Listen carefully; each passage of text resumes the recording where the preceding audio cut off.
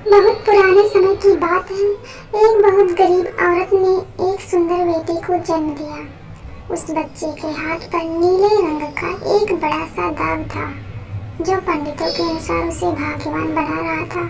जिसके जन्म के साथ ही उस गांव के ज्ञानी ध्यानी पंडित ने भविष्यवाणी की कि यह बच्चा 14 साल की उम्र में एक राजकुमारी से विवाह करेगा और खुद राज करेगा। एक दिन ऐसा हुआ कि एक राजा शिकार खेलते हुए रास्ता भूलकर उसी गांव में आया जहां उस बालक का जन्म हुआ था।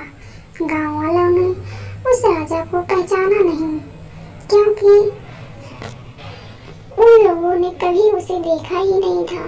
गांव के एक बूढ़े ने बातों बातों में राजा को बताया कि कुछ दिनों पहले उनके गांव में एक ऐसा बच्चा पैदा हुआ है जो 14 साल की अवस्था में इस राज्य की राजा की लड़की से विवाह करेगा। राजा को यह बात सुनकर बहुत गुस्सा आया, क्योंकि कुछ दिन पहले उसके घर में एक बेटी का जन्म हुआ था। राजा वैसे भी बहुत ही घमंडी और कठोर हृदय का व्यक्ति था।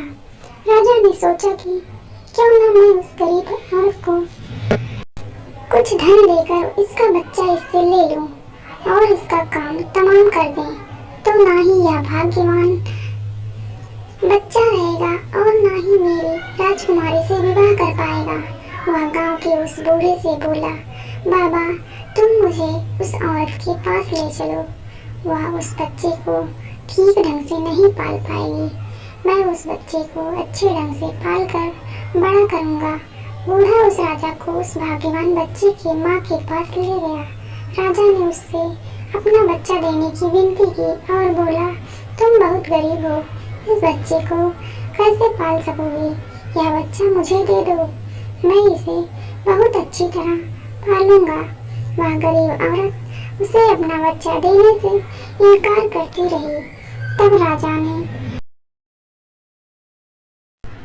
और बोला, इस धन से तुम अपना पेट पालना, और जब यह तुम्हारा भाग्यवान बेटा बड़ा हो जाएगा तो खुद ही तुम्हारे पास आ जाएगा। गरीब माँ ने सोचा, क्योंकि यह बहुत ही भाग्यशाली बच्चा है, इसलिए यह अमीर आदमी इसे लेने मेरे घर आ पहुँचा है। शायद यही ईश्वर की इच्छा है। बहुत सोच विचार के बाद उस गरीब औरत ने अपना बच्चा राजा को दे दिया। राजा ने उस बच्चे के लिए एक लकड़ी का संदूक खरीदा और उस संदूक में डालकर बहते हुए पानी में छोड़ दिया।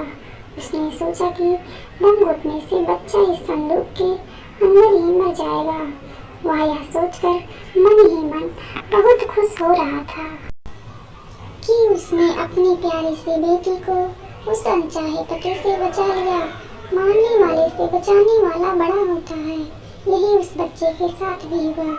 वह लकड़ी का संदूक बहते बहते एक पंचक्की में जाकर अटक गया। उस पंचक्की पर काम करने वाले नौकर ने जब वह लकड़ी का बक्सा देखा तो बहुत खुश हुआ।